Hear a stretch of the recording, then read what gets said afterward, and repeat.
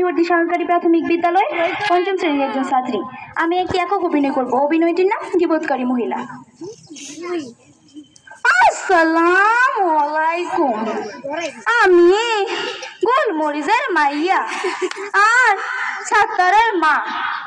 আমার ফোলারে এ গ্রামের বাবা কে চিনে, আপনারাও চিনবেন না। আমি নিজে মানুষটা লেখাপড়া না জানলে কি হইব। ফোলারে মেলা দূর পর্যন্ত লেখাপড়া করাইছে। আমার বাপের যেমন জাল আছিল আমারও এমন জাল। ভাবছিলাম ফোলারে বিয়া দিয়া মেলা ঢের জিনিস লমু, টিভি, ফ্রিজ, আইপিএস, কিন্তু আমার ওই ফোলা দাগর লগে চলে। ঠাকুর যুক্তিতে আমার কিচ্ছু লইবার দিল না। কইলো মাগো তুমি যদি এখন যৌতুক লও তাহলে আমার বউ কোনো কথা শুনবে কি আর করার হতে কইছে। তবে আমিও চাইলে তার খাতরি না, বাবা কামাই মাইয়ারে দিয়া করে। এখন ওই মাইয়া খাইটা খাইটা মরে আর আমি ঠ্যাঙ্গের উপরে ঠ্যাং তুললাম বয়ে যাই। দেখি আজকে সংসার ভাঙন যায়। উইডা কেডা? সুলতান না? এইদিকে মুখ করে দইতাছে। মনে মনে খারাপ একটা ডাক দেই, বাবা সুলতান। ও বাবা সুলতান, কি হইছে বাপ?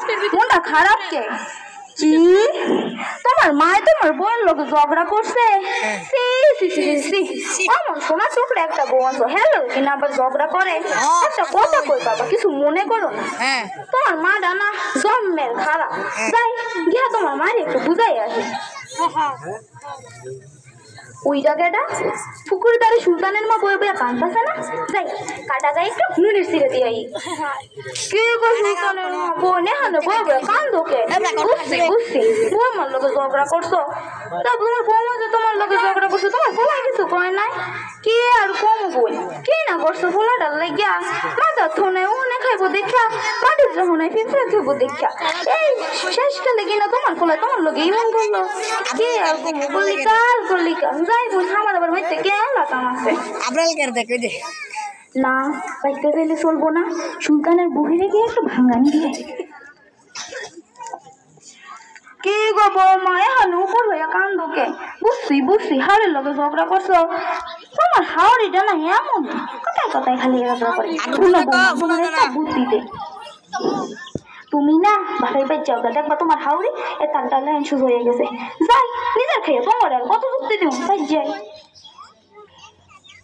ওইটা কেডা? আমার সাপ পান না এইদিকে মুখ করে দইতেছে। ওনারাই অনেকদিন ধরে কইতেছিল তালিমে যাওয়ার, আমি যাই না। যাই আজকে গিয়ে একটু তালিমেতে ঘুরাই। অতরা ছোট ছোট মাই আর কি কইবো, আমি কি কম জানি নি? ওয়ালাইকুম আসসালাম। কি মা তোমরা নাকি কইবা? জানেন মাইয়ারে কি সুন্দর করে কইলো।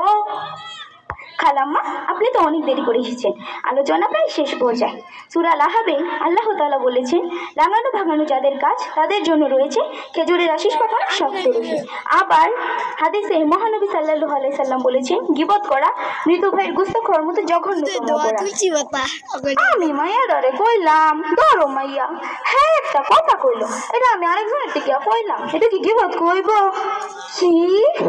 এটা গীবত কইব? তুমি এটা কি কইলাম মাইয়া? আমি তো সারা জীবনে এটাই কইলাম, এখন আমার কি হইব? ও সত্তর রে, তুই কেন বাবা আমায় বুঝাইলি না? তুই তো বাবা জানিস আমার কুটনামের সবাই, এখন তো বানাইব আমার দুঃখের খাবার। ও বাবা সত্তর রে, তুই কেন বাবা আমায় বুঝাইলি না? জানেন মাইয়াটা কি সুন্দর করে কইলো। খালাম্মা আপনি হতাশ হবেন না, হতাশা নিরাশা আল্লাহ তাআলা একদম পছন্দ করেন না। আপনি আল্লাহ তাআলার কাছে ক্ষমা চান, আল্লাহ তাআলা আপনাকে নিশ্চয়ই ক্ষমা করে দিবেন। আর আপনি তাদের কাছেও ক্ষমা চান যাদের কাছে আপনি গীবত করেছেন। ঠিক কথা মাইয়া, আল্লাহ আমারে ক্ষমা করবো। আমি আজকে কি সবার কাছে ক্ষমা চামু, আমি আল্লাহর কাছে ক্ষমা চামু। আজকে যাই মা, এখন নিয়মিত তালিম। আসসালামু আলাইকুম।